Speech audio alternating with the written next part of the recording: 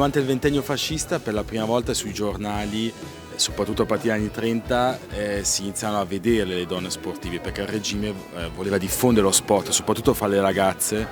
perché voleva forgiare i corpi delle future madri dell'impero. Ma quando nel 1933 un gruppo di ragazze a Milano pensò di osare giocare a calcio, lo sport che all'epoca era già lo sport dei maschi, i giornalisti, ma soprattutto i vignettisti, iniziarono una campagna denigratoria contro queste ragazze che andavano un po' che volevano entrare in qualche modo nel territorio maschile per eccellenza. E quindi qui è interessante, appunto, le presero in giro, nel caso anche i vignettisti le rappresentavano non come erano ma come loro pensavano fossero, perché la cosa grave che accade in quel 1933 dal punto di vista del giornalismo è che solo uno di loro, Carlo Brighenti, si prese la briga di andare a conoscerle, a vederle, addirittura di intervistarle e di sentire veramente la loro voce, di chiedere direttamente a loro cosa voleva dire per loro da donne giocare a calcio, quali erano le loro emozioni, i loro sentimenti, ma anche nello specifico quali fossero i loro colpi preferiti nel giocare a calcio. Cioè iniziò Brighenti a fare quello che dovrebbe fare il giornalista, ossia di fare domande tecniche alle sportive e non solo domande extrasportive. Nel nostro paese, in Italia, l'anno di svolta è stato il 2019, perché grazie anche alla copertura dei media, della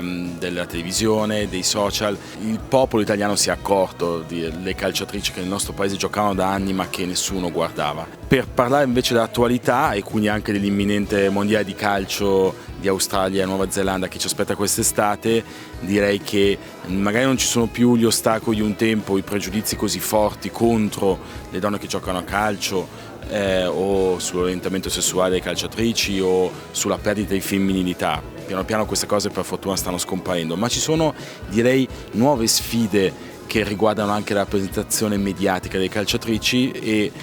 direi la cui più importante è iniziare proprio a trattare le calciatrici da vere sportive, ad esempio come nel caso delle nostre azzurre che dopo il disastroso europeo dell'anno scorso iniziare a fare domande anche critiche sul gioco, perché in qualche modo queste ragazze devono essere trattate come vere donne sportive, non come bambine da incoraggiare a prescindere. E appunto in qualche modo la delusione di tanti tifosi l'anno scorso al Mondiale d'Inghilterra è frutto appunto forse di questo sguardo positivo a prescindere, che forse è servito sicuramente per uscire fuori dalle tenebre, ma che in qualche modo forse adesso non serve più, perché adesso è veramente il momento di guardare da adulti a queste donne sportive e di trattarle veramente per quello che sono.